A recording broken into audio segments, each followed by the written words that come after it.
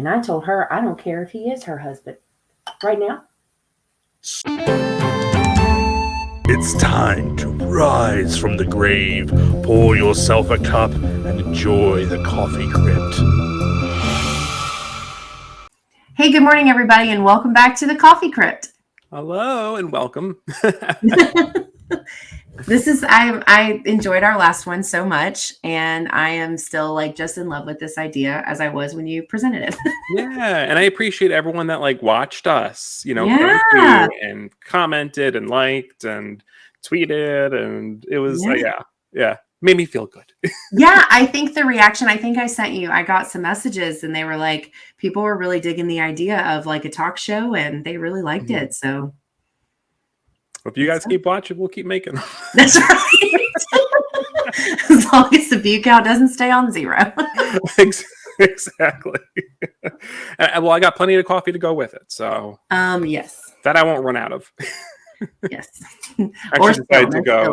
I decided to go with a French press today, actually. Oh man, look at you, fancy. Yeah. I used to be a barista, for those that don't know. So I used to work for Starbucks. Oh, that's right. I think I did know that. Yeah. So I do enjoy my coffee and different ways of making coffee. And I try not to be a coffee snob, though. But sometimes it's hard not to be. We like what we like, right? We like what we like. That's true. I put so much stuff in my coffee; it doesn't matter how I make it. I'm actually drinking it black, which is rare for me. I do, my thing is just a little bit of non-fat milk because I think being the coffee snob, I like to taste the coffee. Oh, see, I don't want to taste it. Rub the caffeine and that's it. I just want that. Well, I like it's weird because I like the flavor of coffee. Mm-hmm. I get to be creamy and sweet. So I have to add a bunch of. Yeah. But I know we've got a big start for today's episode. We do. Yeah, I feel like we have a lot of big hitters anyway, this episode in general. I know. Not as many as last week, but big ones. Big ones, yes. I think ones that everybody's paying attention to. Yeah.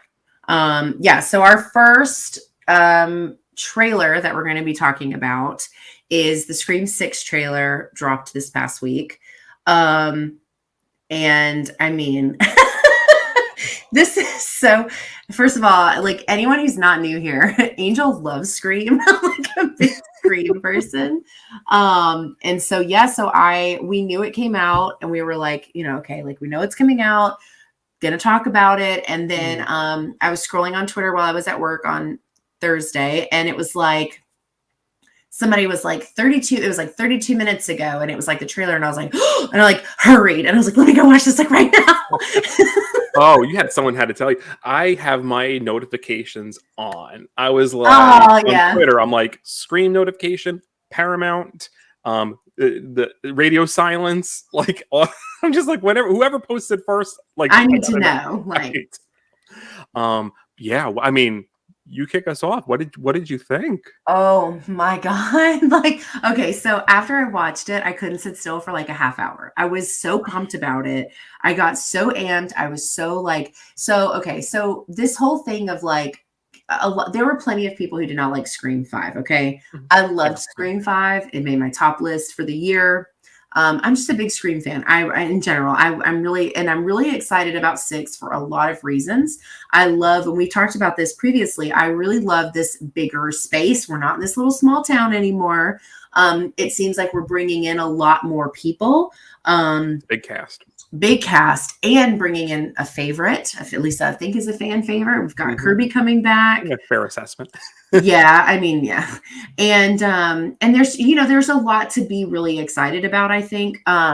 So with the trailer, we'd already seen the subway scene because that was the teaser. Mm-hmm. And but so when we get this panicked moment, Tara and Sam come running into this convenience store in this complete total panic. That scene did not go at all how I thought it was going to go. But to see a ghost face with a shotgun, I was not ready for that. I was my heart, oh my God, I was so excited. I was so amped. And it's the older mask that they showed, the weathered and the worn. you know, and I like that blew me away, pun not intended. Like I was just like, oh my God. And yeah, I think like, and then of course, and they've been saying this is going to be a different Scream film. This is a different ghost face than anything we've supposedly already seen. And so, and you know, they say that throughout the trailer that we got. So, but yeah, no, I ate it up. I've watched it. I watched it multiple times. Like I'm really invested in it. Yeah. What about you? Yeah, that first scene, that opening scene is crazy. Like, Yeah. and it's so New York. So, you know, like Ghostface, like holding up a bodega. It feels like home. You know, it is wild. Like, because you know what they did show, like there was like the picture of him with the shotgun, and everyone's like, "Oh, I don't know." But what I love about that is they're playing on the whole Ghostface with the flamethrower from 5. Yeah. You know, and they're just kind of like, you know, they're playing with that. Yeah. I like how he gets the gun, right? It's from the owner. Oh He's my not God. like rolling up with a shotgun. It feels like this is a ghost face that is thinking on their feet. They are very aggressive. Brutal. Like that shot, like when he blows the guy's head off, I was like, man, like not messing around. No hesitation. And it seems like this ghost face or ghost faces, whatever, that there's some combat ability. Like Leaping over couches, like not tripping like a ghost face normally does. No, this is an active, like you said, aggressive ghost face. Yeah. The shrine bit is incredible. I love the idea of like Ghostface that are like, I don't know if they're connected in the past. They're obsessed fans. Like I've been saying for like a while, like what I wanted to see in Scream 5, which we kind of got a little bit in Halloween 2018, was the true crime aspect of it. Right. So the idea of people obsessed with this true crime and like carrying on this legacy in some way. It definitely feels like a group. I don't know. Like I know we talked a little bit about this cult of Ghostface idea. God, please, like, yeah. Like, man, could you imagine like that subway scene? Like we get that one Ghostface, but could you imagine if there's like 5 actual like Ghostface in there, like working together? Like insane. I think too, like, you know, and being obsessed with the killings and the things that are going on is very Scream in general, because a lot of our villains, a lot of our ghost faces have been obsessed people one way or another. You know, you had Roman, who was obsessed with this concept that like Sydney got this life he didn't get to have. You've got the cousin that wanted to be, Jill wanted to be like the, you know, she wanted the attention for herself. You've got the people who wanted to be remembered. Like there were like all of them. With an active serial killer. Yeah, that's true. Like it's one of those things where you're just like, okay, yeah, like this is like the obsession theme has twisted a little. It's a little bit different, it seems, in this one. But I also like, have you followed any of the theories as far as like there being that there was actually 3 killers in Scream 5? So I've seen people talk about it. Like I've seen theories like out there, right? Like people talking about, like that the opening scene where it's like, well, someone's on the phone, someone recorded with Amber, someone, right? Were there any other things that's the big one, but also the time frame for when the ghost face that is, because supposedly it's Amber that kills Dewey, because she's like, oh, I get to do you both, because she's talking to Gail. The problem is Amber's like 5'4", 5'5", and she just stood above a grown, like, you know, a grown ass man and gutted him, you know, groin to sternum, as Stu says in the first Scream. And it's like, I don't buy that. And at the time, the boyfriend, whatever his name is, I totally like he's supposed to be somewhere, like he is somewhere else. We know as an audience, he was not in the hospital. And so like, you know. Yeah. Well, no, he was in the hospital, but remember, Dewey dragged him to the elevator. Oh, that's what it was. I'm sorry. Yeah, but he was there unmasked, right? So like he wasn't. That's what I meant. Yeah, sorry. We knew like he's accounted for. So that would only leave, you know, and then Amber says what she says later. But I just don't buy that. Like, I mean, obviously, like in scenes they use stunt doubles and other people, but like I don't know. Like, I don't buy it. I think there is going to be a reveal that there was a third killer. And I genuinely hope, I wish, I dream. I'm manifesting it that it's Stu, but we'll see. You and a lot of people. There is a lot of people on this like Stu. We are going to be, all of us are going to be like raging. I'm not anti-Stu coming back. You know, I think the filmmakers would have a lot of convincing to do. That's my only thing is like write it well, and I'm on the writing. Yes, the writing is going to carry that because of the scene with the TV. Like you're going to have to explain like his non-death that we've all assumed was a death. You know, like the TV is in the shrine. Did you catch all the things? I did notice. Okay. I did notice that. What was the other thing I was going to point out?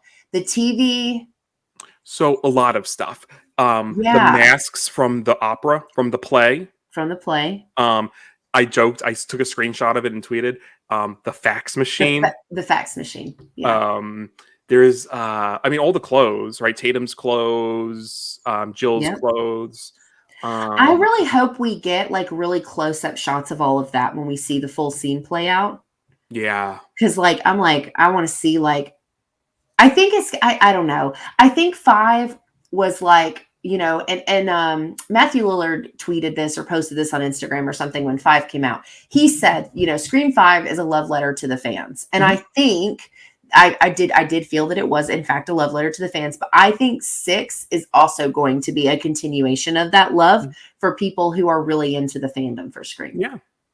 Absolutely. And I mean, you could feel the essence of the franchise tying itself together, right? Like weaving these threads, having these artifacts from past movies or their events. Well, I wonder, are they all real things or are they like stab props? Because there is a stab clapboard. Like a I guess we'll have to see because I think it's I mean, because if they're real, and my theory is that now, because you mentioned it, Kirby being involved. I'm telling you. Because she's an FBI agent. That's going to make me so, Steve, if that happens, that is going to make me so happy. That's going to make Scream like my number 1 film for 2020. I'm going to love, because I want that so badly. But then a part of me is like, I think the creators would know that that would be almost too easy. Yeah. Like, we haven't seen her, you know, since 4, obviously. She wasn't in 5. And there's, you know, she was also another one that was, you know, kind of left up in the air, dead or alive, whatever. And then we get the thing in 5 where it's like survivor, blah, blah, blah. And it's like, I'm kind of like wondering, like, if that's maybe the intent. Maybe the intent is to make us think that it's. Yeah. Because I can see it building that way and being like, I knew it. And then at the end, it's not her. You know what I mean? Like. Right. Yeah. Right. My only thing is, if anyone's going to have access to crime that's a good point. It would be an FBI agent. I hadn't even really thought about that, to be honest. And like, because there was also that scene, I don't know, it was a deleted scene in 5 where Marley Shelton is talking to David Arquette at the police station. And there's a missing Kirby photo. Yeah. From the And I'm wondering if this is where the crazy cult stuff comes in. If she somehow goes missing, but she's actually like getting involved in this cult stuff, ends up as an FBI agent, and it kind of becomes like this wild kind of twist. Because like, you know, we talked about this when we, you know, in the last episode, where like Scream 3 was going to be the cult, and then that became Kevin Bacon's The Following, where it was like all these people interconnected, making stuff happen, right? Right. So I don't know. But then the thing is, do they know we all know that, right? I mean, I think the Radio Silence knows that Scream fans are obsessed, and we know all these, we're paying attention to like every little thing. So maybe I don't know. They're going to subvert expectation. I don't know. They're going to trick us. I just want it to be amazing. Like I think the only thing I was telling Melinda, because that's who I'm going to be going to see it with probably. Well, no, definitely. Like we'll go together to see 6. You know, I was telling her, I said, I think the only thing that will upset me, and I don't think they'll do this, but this is the one thing I can say definitively that would like disappoint me in the film, is if Sam is a killer and she's just crazy. Like if they go the crazy woman route, I'm going to be pissed. But I feel like this is going to be a complex movie. I don't think it's going to be that simple. So yeah, I don't think so either. I think you're safe in saying it's not going to be. I mean, because like one of the things I was saying kind of while we were waiting for the trailer, because I love Sam. I know you're not like sold on Sam, but like I was saying, like in Scream 6, I want a therapy scene, and we got it. We got that in the trailer. Like yes, it's in the trailer. I don't want them to drop the mental health piece. Like I want, like she's still struggling with her schizophrenia. She's still struggling with whatever this darkness she has in her. Well, and this new knowledge of who her father is, what he Exactly. did, the whole nine. Yeah. And the pressure of trying to keep, because she still calls it a secret. So she's still trying to keep it under wraps. Right. You're right. Yep. You know, so I don't know. Like, I think it's really just her trying to reel in her own, like, possible, like, you know, violent tendencies without her being the killer. Right. I think we got to see a piece of that with her stabbing Richie. In 5, right? And I think it's just her trying to reel in how, because it's less about her plotting and killing. I think it's more about like, can she control herself when she's reacting to something? Yeah, like because she didn't just you know like get him away and then get away. Like it was a brutal scene. Like this was like a let loose kind of moment for her. Right. I think one of my biggest complaints, you know, as far as her character is, I think that this was a weakness for the film. They didn't utilize the pieces they had for her in a way that made everything go together. Like it was very like I don't want to say dull. It was too simple. It was too simple. There was no focus on anything other than who her father was, and that was like it. And then I don't know, like that was a weak point in 5. Yeah, so maybe with the therapy scene, maybe with her coming into her own in this new place, and everybody gets to coming, you know, being together or whatever. Like maybe that will be enough to kind of make that arc have some depth. Yeah. But I didn't feel like it had any depth in 5. My hope is that 6 will elevate 5 for viewers like you who may not be sold. Like maybe they'll go really well together. And you can kind of see that journey. But like I also feel like with 5, and a few people had this complaint, that it's a fast-paced movie. It is. Which it doesn't really, like Scream typically 1 through 4 had moments of brevity, time to breathe. Comedy. 5 didn't have that, right? It was just a very fast, like let's just get from point A to point B. Go. That's a good point. Yeah. You know, so they didn't really give themselves enough time to develop everybody, which is a shame, right? Like, because you want that. And it was a lot of people again. Like, I mean, these casts, even the original, they're not super tiny. Like, I mean, the small, you know, like, as the movies went on, the more people were involved in the story. There was new characters, new plots, new whatever. And 5 is a big cat. Like it's a lot of people to keep up with and to fit in like thought provoking, I guess, like arcs or characters in a slasher in that runtime with everything else that happens is a difficult task. I mean, it just is. I mean, also, let's be honest. Most of our favorite slashers don't have 100% character development that Scream does, you know? So like, you're right. You know, I appreciate them doing what they do when they can, right? Because most slashers, like, again, a lot of them are fast paced, just in general, right? It's getting from point A to point B, kill, final battle, blah, blah, blah, blah, right? I'm oversimplifying it. And I know what you mean, though. Well, and there was one thing I was, you had said when we were talking or texting, I guess, about the trailer a little bit. There was one thing about the trailer that you really liked that had to do with Gail. Oh, yeah. Well, her finally getting a call. Yeah. Like, holy moly. I mean, we all know, like, yeah, like, had she answered her phone, would Randy have survived Scream 2, you know? Oh, God. But then would they have killed Gail? You know what I mean? It's like, that's the trade-off, what do right? You do? You want Gail, you want Randy. You want me to answer that, or is that rhetorical? You can answer that. I don't know. Would you rather have Gail died in 2? Yeah, I would have rather Randy survived. Man, I just love his character so much. Like he's so real to me. Like I don't know. Anyway, but no, I agree. I mean, I wish maybe not the expense of Gail, but I would definitely wish maybe Randy. I mean, if he had to die in 3. Okay, but that's the point, right? With 2, it's like anyone's a suspect. You know. Yeah, like, the rules change, they were trying to up the stakes, right? Here's a survivor that everyone loves. Like I I get that. He played the part he was meant to play 100%. Yeah. But that's always like, those questions people are like, if you could bring anybody back in a horror before the sentence is finished, I'm like, Randy from Scream. Randy. I know. Because then he could have given his trilogy speech in real. I know. Instead Real of life. videotape. But then we got to see Martha Meeks, and I do like her. I do like that actress. Yeah, she's cute, and I do like having the niece and the nephew come into play was cool. I'm good with that. So. But other than that, I know we have some other trailers to talk about. Yes. We knew Scream was going to take up. Yeah, we wanted to lead with it, talk about it, get all our excitement out. Yeah. And then, not that we're not excited about this other stuff too, right? No, but that one was just inevitably going to take us a little longer to talk about.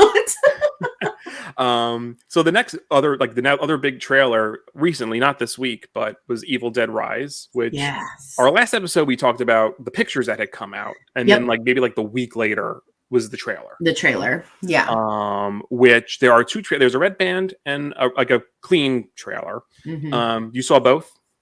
I have seen only the red band. Red band. Yeah, the green had some different shots, but I mean, the red band is where it's at. I mean, that's where, because you get to see, that's where the goodies are. What did you think about Evil Dead Rise? I know you put your reactions out there, but just now that you've had some time to think about it. Yeah, no, I am like, I don't know, because okay, so first of all, I loved what year did the other one come out? 2013. 2013. I love that one. I understand that the originals are like cult classics. Fine, whatever. They're not my cup of tea. They're a little silly. Even the first one is silly to me. I like gritty horror. Like that's where it's at for me. And 13 did that. Like 2013's Evil Dead was horrific. It was so awful good. And it's just like I'm ashamed to say how much I loved it. Like, that kind of thing, because it's so much. And I'm really, first of all, I love that this isn't a cabin in the woods story. I love that. I love that we're branching away from that. But from the trailer side of things, this is going to be a gore fest. And more so, I think. So I saw an article where they talked about, because we get some gore in the trailer. See the cheese grater on the skin. Yep. And there's a couple other things, a couple other shots that happen that are very and they're saying, based on the they in the sky writing these articles, is that doesn't even touch what's in this film. Yeah. That I think that the trailer was crafted in a way to make us think we know what's going on. And I almost feel like we're going to go into this film and be like, oh my God, the trailer was a lie.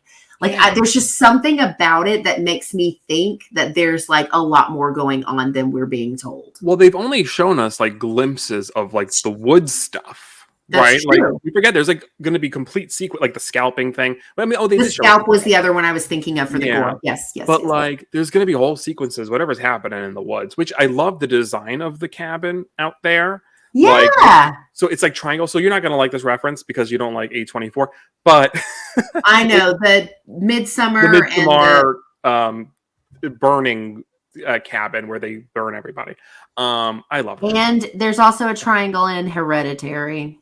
Yeah, Ari likes his triangles. I think there's a reason though. I think triangles. There's something evil about triangles, right?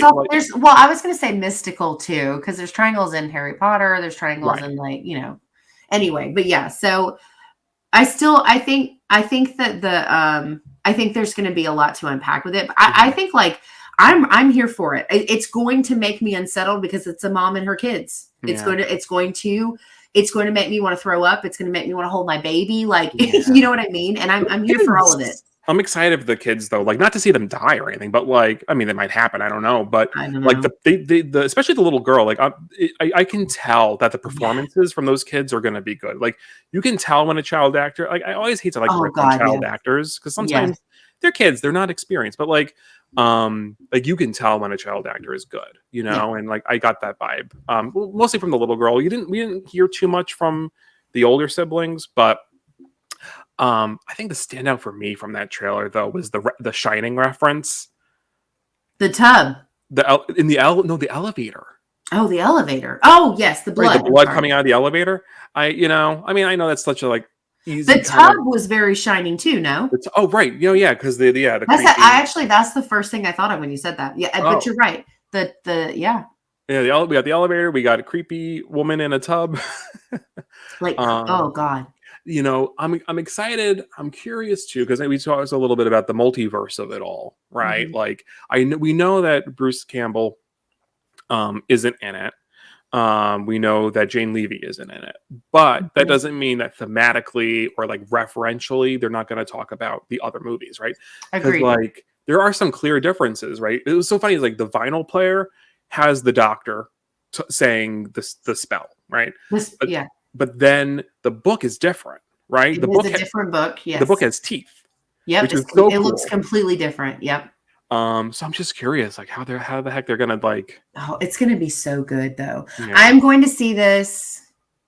If not, it depends on weekend rotations if I go see it opening weekend or not, but I'm going to see it. I made E tell me that she would go with me.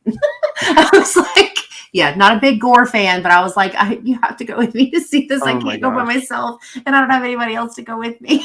I saw 2013 by myself. Again, my husband just won't. Well, boyfriend at the time. Yeah, we weren't engaged yet. And well, because what's so funny is the AMC at the mall that we go to. I remember when the poster came out, and they had this giant. Like I've never seen them hang a poster like this before because they usually are very just like small in their glass cases. They Sure. actually hung this giant poster with like Jane Levy, like. It was all red, and it was like the scariest movie, like guaranteed. That's He's like, cool. nope, No, that's fine. I'm excited. I think this Yeah. one's gonna be good. I'm ready for it. And my only other thing is I love the song they used, Que Sera.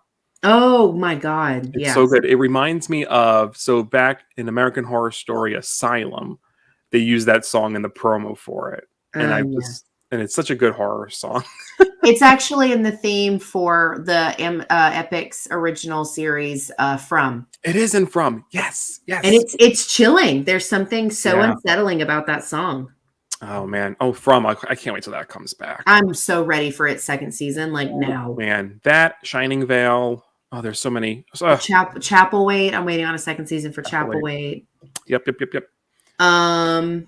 Yeah. So this next one was kind of a last minute add-on because I saw like a thing about it from, I think it was Bloody Disgusting. Mm-hmm. And that's gonna be Swallowed.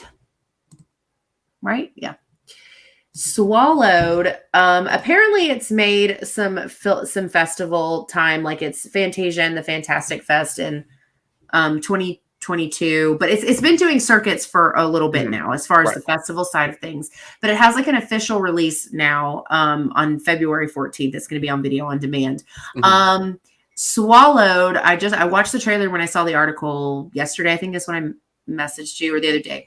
I messaged you about it. And so I was like, I really wanted to see it because it looked creepy, like the picture. And I was like, oh, what the hell? So it's about these guys that they go and essentially one of them doesn't really want you to start, but they're going to agree to like swallow. They were thinking about agreeing to do this drug thing until the girl tells them they'd have to swallow them. The girl is Jenna Malone.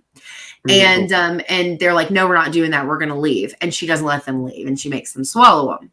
Well, when something happens to them because are they a couple? I think they're a couple. I don't know if they're a couple. They're dating. They were dancing, flirting. I don't know. Yeah, I don't know if they're official, but they're together. It's like, well, they're in some sense of a relationship. The two guys are. And so that's essentially, I think, what happens in the beat up scene that we get in the trailer is like, oh, they're gay. We're going to go beat them up in a bathroom. And so that's what happens. But she tells them when they swallow these little bags, like, you have to be careful. Don't let anything happen to them. Them. And so then when he gets beat up, it makes the bag, something goes on with the bags. We're not like really sure what, right? And so it leads into like this whole thing. There's like something living in these bags inside these people. And it looks, I have no doubts. It's like a crime drama horror movie, but it also looks like it's going to have a lot of body horror. Body horror, very grotesque. Like you got in the trailer, you got very fast glimpses of these things that they're pulling off of him. like Yes. very like almost like leech looking. I couldn't quite tell. I didn't want to like overanalyze because I do kind of want to experience this one fresh.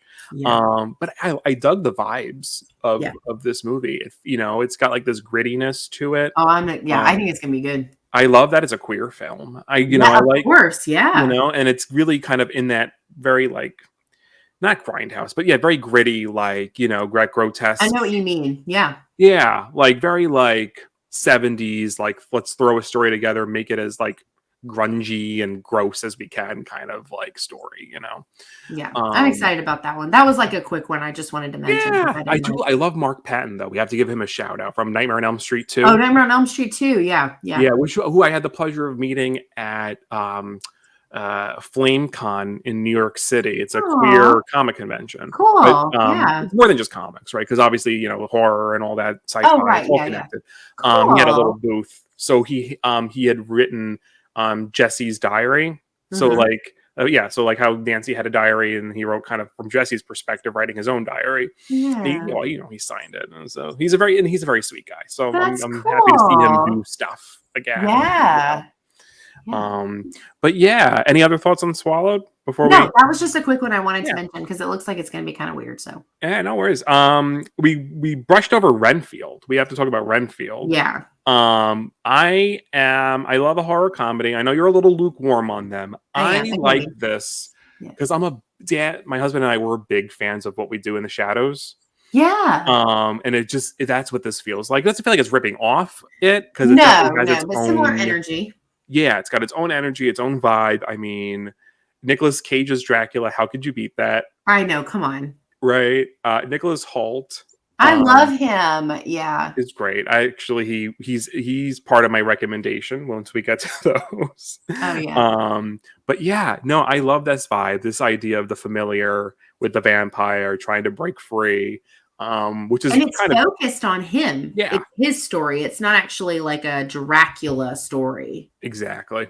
It's just like it's gonna be fun. Yeah, Dracula's almost like because when he's in the trailer, I just love that he goes to like group therapy about like bad he's like about his employer. He's like a bad boss, and it's like it almost like paints Dracula like Steve Carell from The Office. I know. Like just like a really bad boss. Like that's what I appreciate that. Oh God, I know.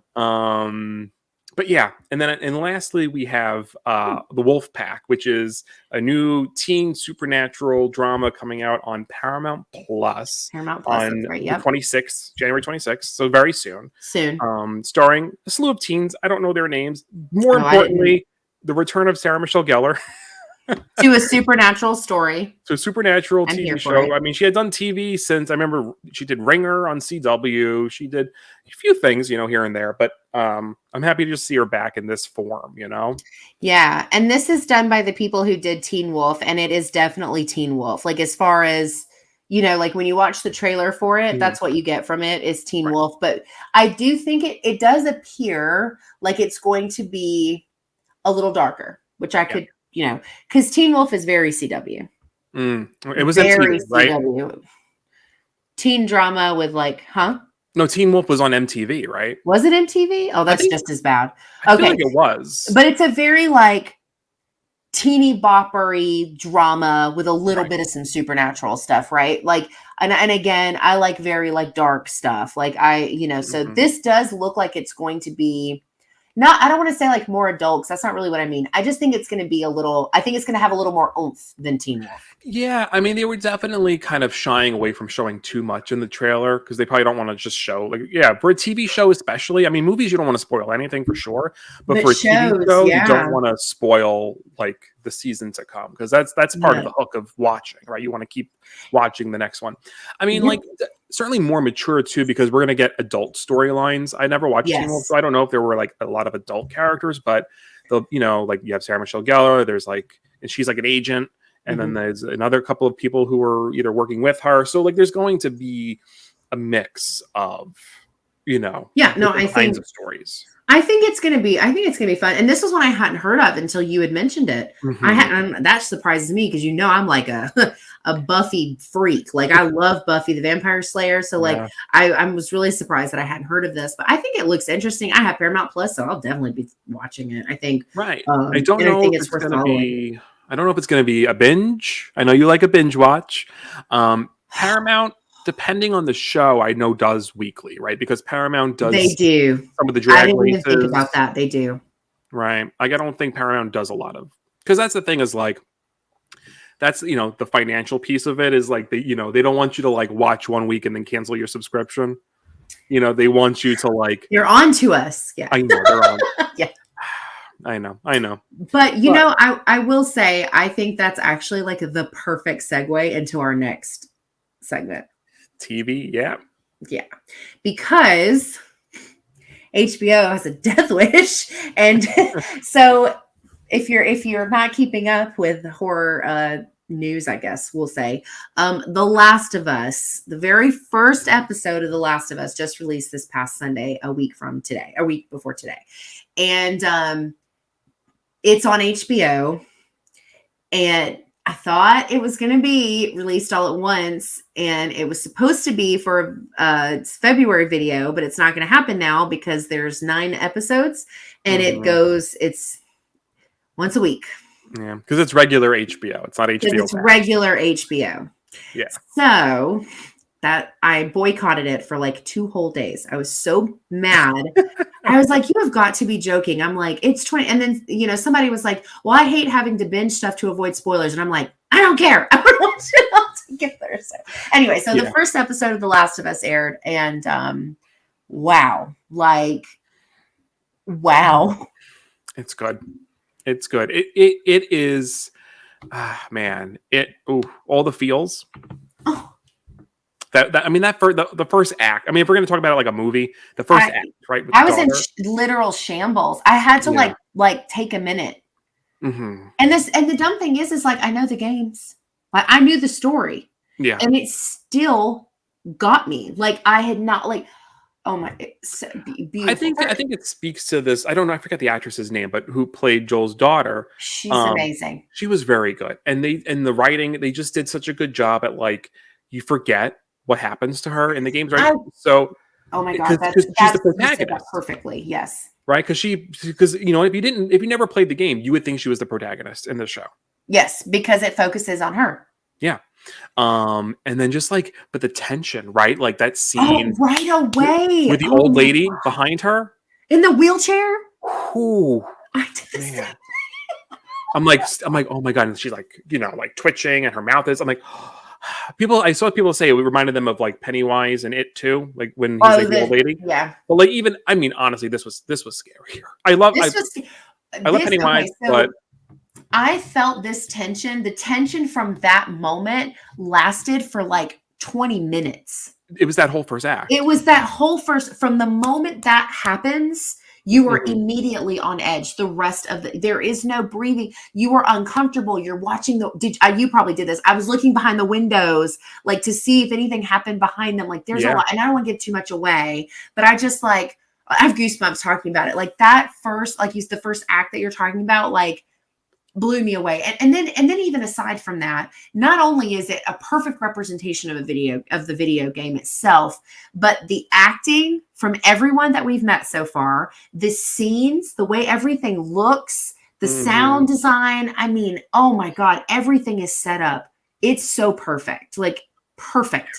I'm pulling up IMDb just on my, like on the side here, just because I want to be able to, because I want to give credit where credit's due. Yeah. And then I think, but yeah, no, I love, oh my God, Joel, I just can't, like, it is so good. I'm like still really mad that it's weekly, but they killed it with this first episode.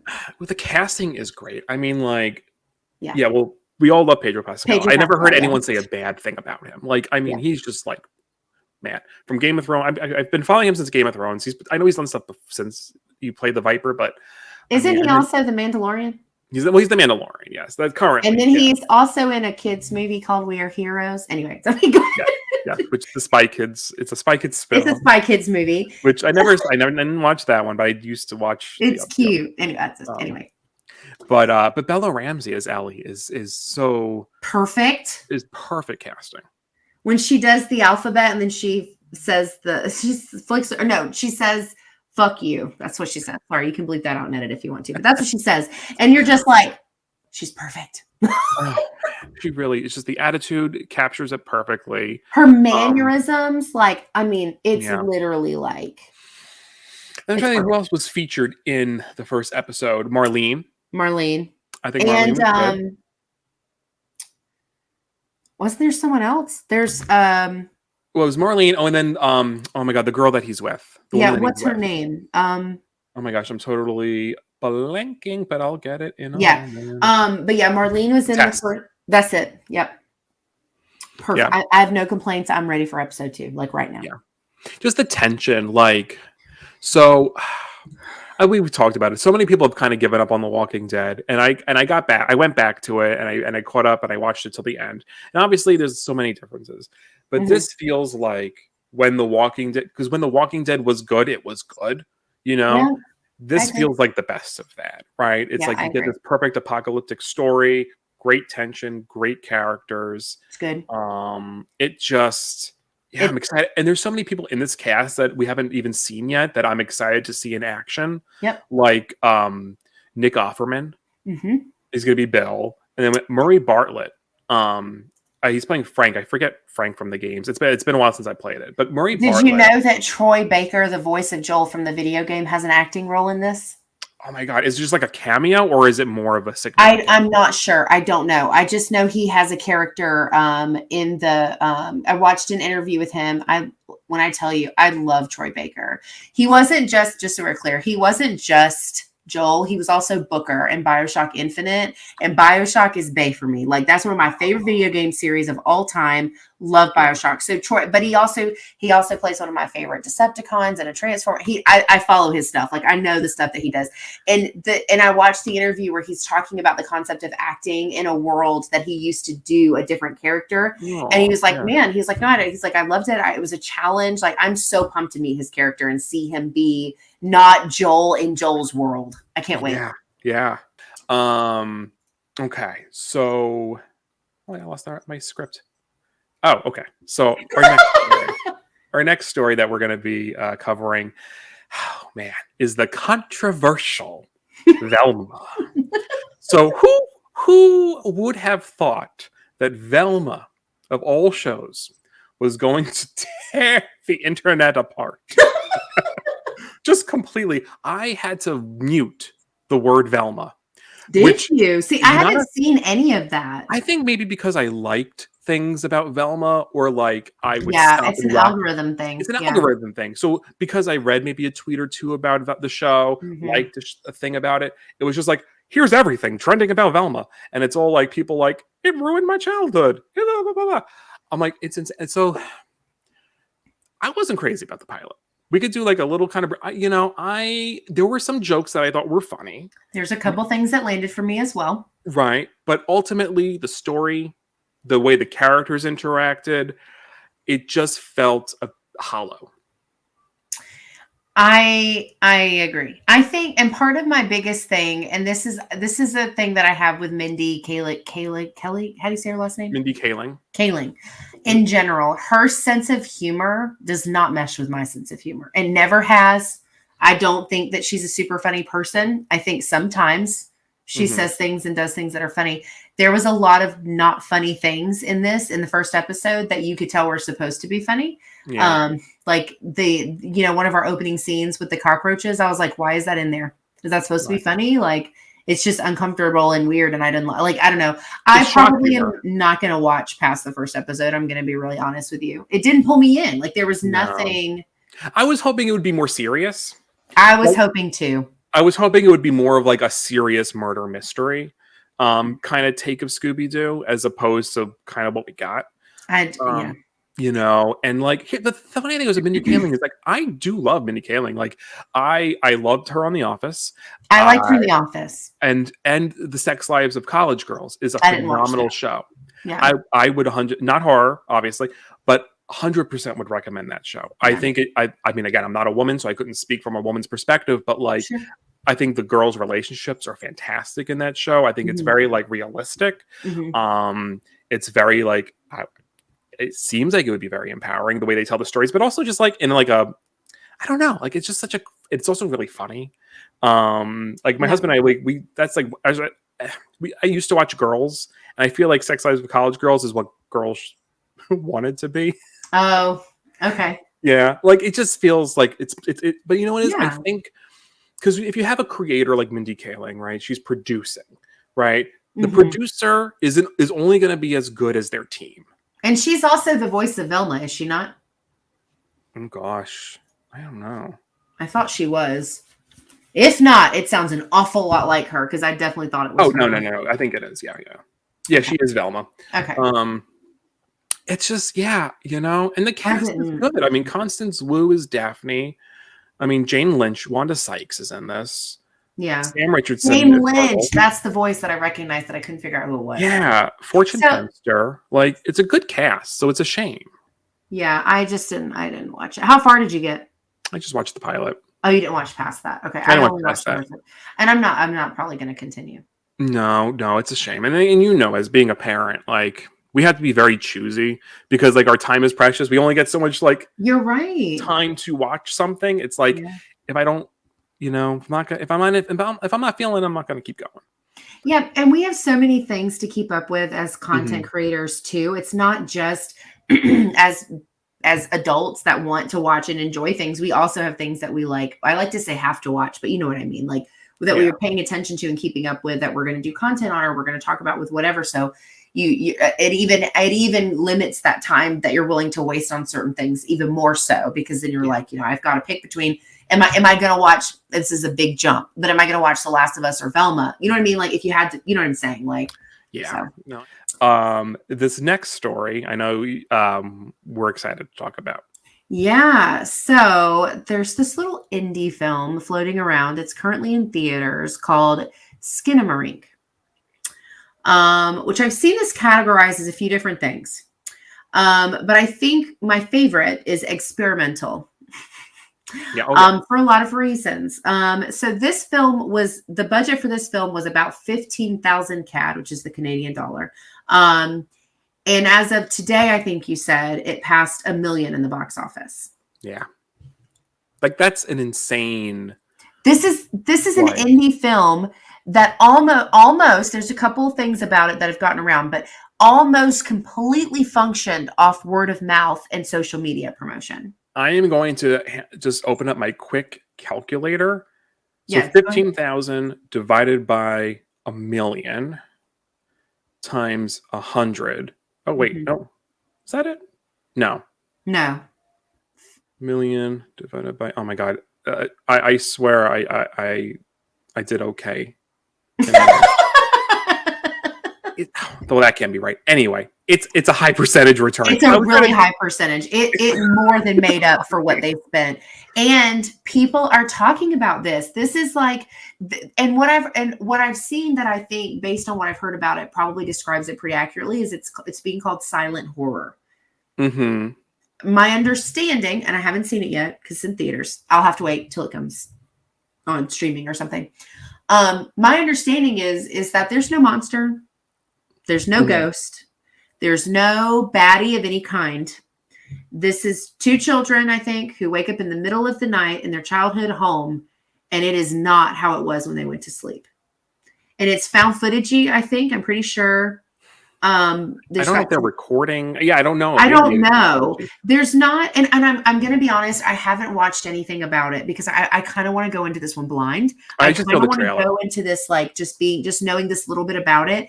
But I've heard people talk about their fears of claustrophobia, their fears of the dark. I mean, people are talking about this and the impact it made on them. This is an indie film. Like, what? Yeah.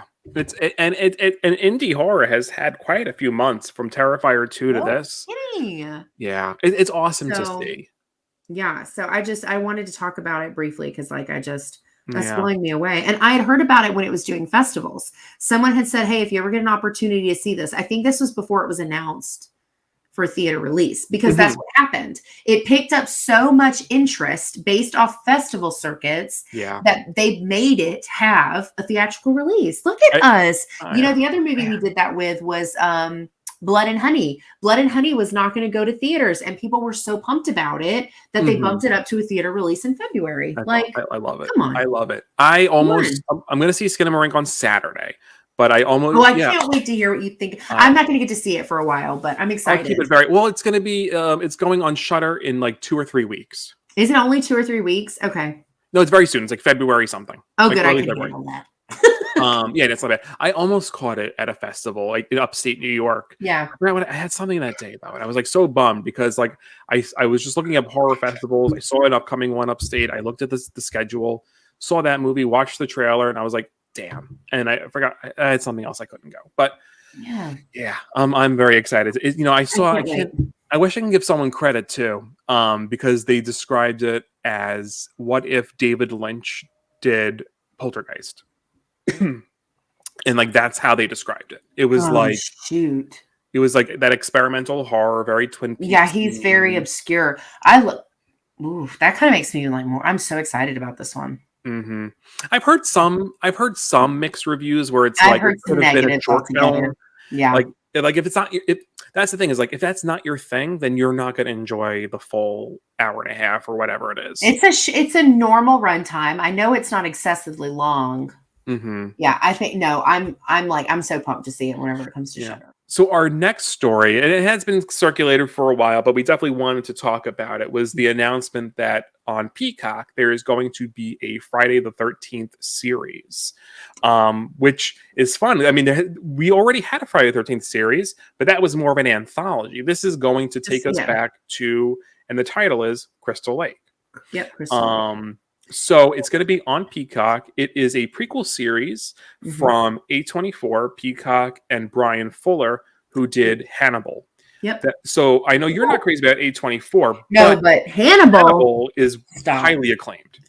Yeah. Right? Yeah. So that pairing might be well. And I know A24 does other TV, and so they branch out, and it's more than just what you normally would think of. With elevated horror, as they call it. So one of the Friday Final Girls, Adrienne King, will have a reoccurring role. So there's a teaser. Oh, go ahead. Oh no. So there was a teaser. Well, I think this. I don't remember if this is in what you sent or not, but where there was like hints that she might actually be playing Pamela. Oh, okay. We don't obviously know. They're not. They're keeping a lot of details really under wraps, but there was like a hint of it in a conversation. It's kind of spurred up some rumors that might be who she's going to play. Yeah. My hope for this series. Now, I like Friday the 13th, but it's not one of my favorites. Like, not one of my favorites either. It's just like a fun summary slasher. Like I don't hold it to a high bar. I know what you mean. Yeah. You know, it's fun. I'll watch it if it's on. I mean, I have this like really cool Blu-ray collection of it. I've got my Jason Pop somewhere over there. But like my hope for this show is that it does what Bates Motel did for Psycho. I love Bates Motel. Did you ever see that? Yep. Yeah.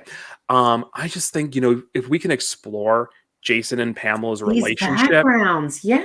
Yeah. Like, because clearly there was something wrong with Pamela if she was willing to snap like that, over people, I say kids, teenagers that literally had nothing to do with her. Nothing to do with her sonship. I mean, I get her pain, but what would be interesting is can we explore that pain? There's going to be, I think this has a lot of potential. Yeah. And I love, of course, that it's going to be like on a streaming service that I already use and I'm comfortable with. And like, cause Peacock, man, like they're really, these like free options for streaming services are really upping their game. I don't know if it's going to be on the free version of Peacock or not, but Peacock is really cheap. Yeah. And like, and if you do the free version, like the ads aren't that crazy. No, like you get maybe 1 30-second ad every. It's not going to like ruin the experience. No. Yeah. But yeah, so they're very tight-lipped. So we don't know really specifically what it's going to be about. If it's only going to be about the characters that we know, or are we going to kind of get like a Tales of Crystal Lake situation? Because what I love about Bates Motel was like, you had Norman and Norma, but then you also had all this other stuff going in and them dealing with it. So it would be kind of cool, like if Crystal Lake, New Jersey, had stuff happening around it. Yeah, that would be cool. That could add to this mythology, right? Like it's not just Jason that makes Crystal Lake cursed, right? Agreed. It's like other bad things, you know? Yeah, that would be good. Yeah. Any other thoughts before we move on to our recommendations and shout outs? No, I think that's it. All right. So I think it's good that we're adding that to the last of, we've been breathing new life into these franchises. Yeah. It's good to see Jason getting something too. You know what I mean? Right. And I know that the property had kind of been in like developmental hell and like litigation, like who owns it went through the ringer. It did. Yep. So it's good to see, TV, I think it might be a good place for this one, right? Like Halloween had its trilogy. Exorcist is going to have a trilogy, but Scream has its back, it's cut back. But Friday the 13th, it's going to set it apart from the other slashers. It will. No, I agree. Yeah. Perfect. Yeah. But yeah, we'll have to keep an eye. I don't think there's any set release date. No, not yet. Cool. So our recommendation / shout out. So I'm going to do a plug and a shout out. My shout out is for horror author Brian Bowyer. Brian, if you're not familiar, is a horror author that writes like 10 books a year. He's like a freaking machine. I don't know how he does it. But he's also a really great support in the horror community. I met Brian through some mutuals on Twitter. I follow him on Instagram and TikTok, and we interact. I'm going to eventually have him on the channel. I hope. I wish I dream. He's let me read some stuff on the channel before. He helped me in my giveaway for October by sending me signed copies of his books. And so I wanted to do a shout out because he just released this. Ooh. Alive Undead. Vampires. They kill, they love, they drink human blood. Their prey, however, often make the vampires feel like angels in comparison. Fans of both classic and contemporary horror fiction will enjoy this chilling tale. That's all it says. It's very nice. Doesn't give very much away. But Alive Undead is out right now. You can get it on ebook and obviously physical copy. So it's a vampire novel, and he writes some really dark, crazy stuff. And so him writing a vampire novel, I was like, check. I'm like done. I'm getting it. So I did start it. It starts out really interesting. I think it's got a great hook. So I'm really looking forward to seeing it. But I just wanted to give a shout out to him because I think he is a really talented writer. He seems like a really cool, nice guy. And, he's a big supporter in the horror community. So I just wanted to do that. And then the other thing I wanted to plug, because I've been horrible about plugging this, is my own book. Not my own book, my own anthology that I put together with Tasha Reynolds. But we just did our, this released about a month ago, Livestock, Horror Stories from the Unheard. This is a charity anthology. It has 17 stories by 17 different women, all about reproductive rights, body autonomy. We put this anthology together after Roe versus Wade was overturned. And it's a labor of love, and it's like very near and dear to our hearts. And all of those stories were, donated, and we just had a ton of support around getting it out. So I just wanted to plug that. You can get this on Amazon and Barnes and Noble. I'll probably put the links below in the episode. Oh yeah. Oh man, please go check it out. And that cover too, man. It's brutal. It's a good looking book. Brutal and intense. But yeah. Ruth Anna Evans has a story in here, but she donated this cover for free. She worked with us. Oh, so, and all of the proceeds for any profit made off of either the physical or the ebook goes straight to the Center for Reproductive Rights. It's a charity anthology. Tasha nor myself make any money off of this. So yeah, Livestock. I love it. Yeah. My shout out is not quite as good. Sure it is. Not quite as altruistic. In the sense that it's just a movie recommendation. No, do it. What is it? What's your movie I finally got to see, and what's funny enough is it's a horror film that even my husband was interested in. So it's like, okay, it's good for a lot of people. We finally got to see we finally got to see The Menu. Right, yes. With Anna Taylor-Joy and Nicholas Hoult, Ray Fiennes, Judith Light. It's a great cast. Yeah. It is a dark horror comedy. It's not LOL funny. It's just satire. It's dark. It's got some brutal stuff in it. Yeah. But it's sharp. It's smart. I didn't hear a lot of buzz about it. It came out in theaters. I didn't get to see it. I wanted to go see it, but I think the theater I wanted to go to see it at with my sister, so I didn't go by myself. They weren't playing it.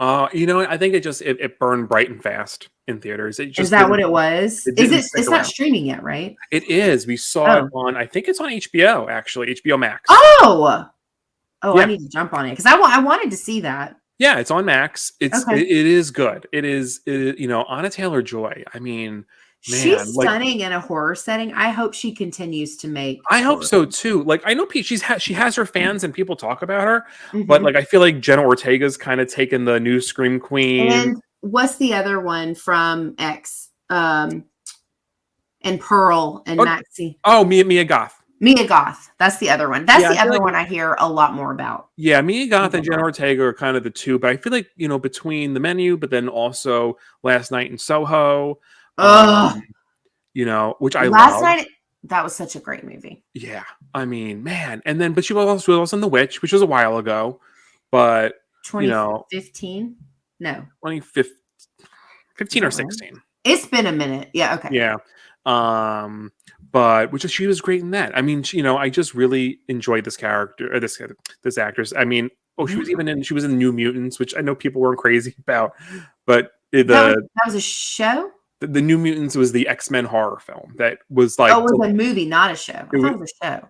Yeah, no, it was it was a movie. It was delayed for so long. And then it came out like either right before or during the pandemic.